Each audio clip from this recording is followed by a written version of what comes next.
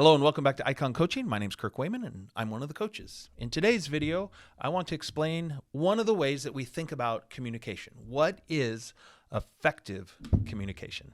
The keys to get started. You've probably heard it said, if you can't say something kind, don't say anything at all. It's an idea that's embedded inside of our culture. We speak this as wisdom. What it does is it sets up a continuum that good communication is kind and bad communication is rude. And that seems true. Well, the problem with many things that seem true is they're only profoundly half true.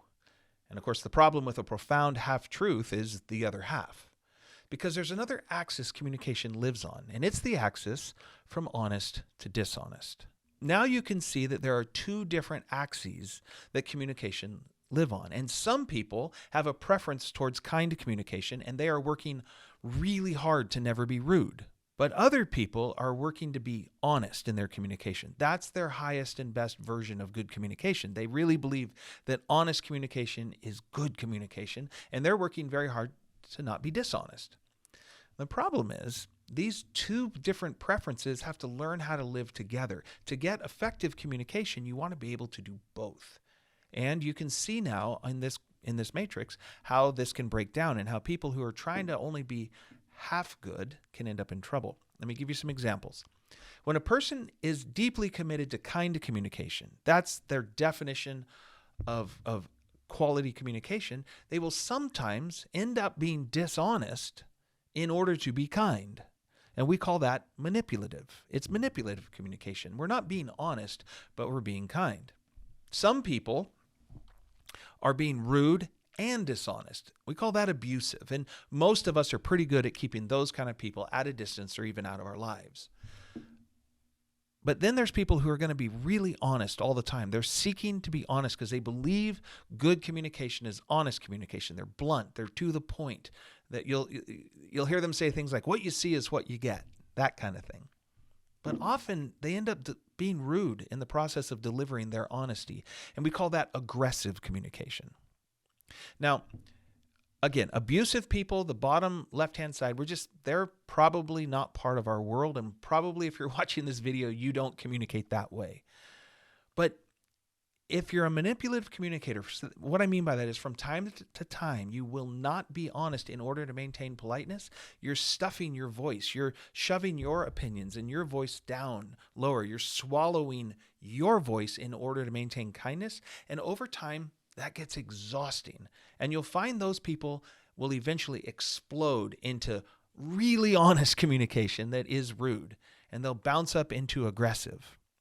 And then sometimes you find people who they love to be honest, but it gets delivered in ways that are hard to hear. It's harsh. And after they've done that enough, they'll finally just shut down and they'll just start being kind but dishonest. They'll bump down into the lower quadrant, and it can be pretty manipulative. So people will bounce back and forth between those two in order to try to figure out, do you want me to be kind or do you want to be honest, or how do I do them? How do I get this put together? And here's how. Because in the top right-hand quadrant of this diagram, you get effective communication. When you can merge kind or polite or nice, when you can merge that, empathetic, compassionate, words like that, with honesty, when you can merge those two things together, you get effective communication. Everybody has a preference. Everybody has a starting point. Some of us start on the polite to kind scale, and we're just trying to be kind in our communication. Some of us start on the honest to dishonest, and we're just trying to be honest all the time. So you have to first know what your preference is. What is your natural state of communication? Once you figure that out, then you can know what you need to add in order to get the other preference built in for yourself. So here's an example. If you're an honest communicator, if this is your preference, what you have to do is gain the invitation. You have to gain the invitation to deliver your honesty, your perspective, what you think is right. Being blunt, being direct when it's not invited is rude. But what's amazing is once the invitation is in place, once somebody actually has asked for your opinion or welcomes it, the feedback can be the kindest thing you can deliver. This is my preference. I'm I live first on the honest to dishonest scale. I am trying to be honest. I'm direct in my communication. And what's fascinating to me is I can say the exact same words, the same grammar, the same sentence. And if it's not invited, it's rude, it's violence. It doesn't work. It doesn't land.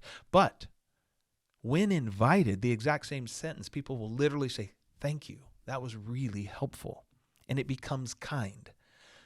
The variable is not the words I use. The variable is the timing. If you're someone who lives on the kind to rude and you're always trying to be kind, what you need to do is learn how to use your voice. You need to turn up the volume of your voice. In order to maintain kindness, often you're swallowing your voice. You're keeping it to yourself. You're putting it down, because the easiest way to avoid conflicts and avoid trouble is to just don't tell people what you think. The problem is we really want to know what you think. We're giving you the invitation all the time, and you need to learn how to take it. You need to learn how to use your voice, because we're not worried about you being mean or rude.